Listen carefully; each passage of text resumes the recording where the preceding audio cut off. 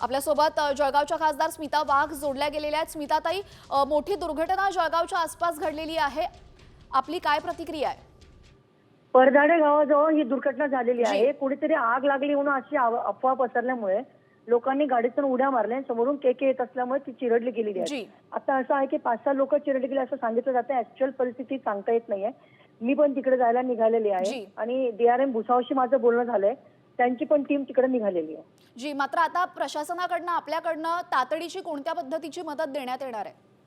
आता तिथे स्पॉटवर गेल्यानंतर प्रत्यक्ष दर्शन तिथे काय स्थिती आहे ते आम्ही बघतोय आणि तात्काळ त्या ठिकाणी त्याची व्यवस्था करतोय।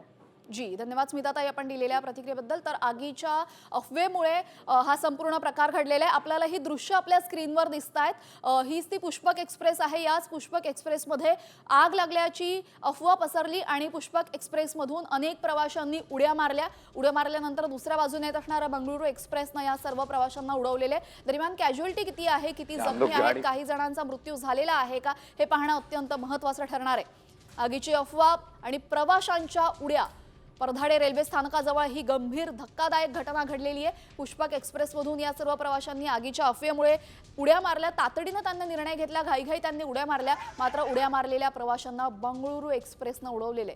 स्वतःचा जीव वाचवण्यासाठी त्यांनी एक्सप्रेसच्या बाहेर उडी तर मारली, मात्र दुसऱ्या बाजूने येणाऱ्या एक्सप्रेसनं त्यांना उडवलेले। पुष्पक एक्सप्रेसमध्ये आग लागली अशी अफवा पसरली होती आणि या अफवेमुळे एकूणच मोठा गदारोळ या संपूर्ण एक्सप्रेसमध्ये झाला। अनेक प्रवासी एक्सप्रेसमध्ये होते, लहान मुलं, महिला, वृद्ध माणसं असे अनेक जण या एक्सप्रेसमध्ये उपस्थित होते आणि त्यानंतर आग लागल्याची माहिती मिळताच अफवा ही पसरल्यानंतर सर्व प्रवाशांनी अगदी घाईघाईने निर्णय घेतला आणि त्यानंतर त्यांनी एक्सप्रेसमधून बाहेर उड्या मारल्या आणि उड्या मारलेल्यांना बंगळुरू एक्सप्रेसनं उडवलेले।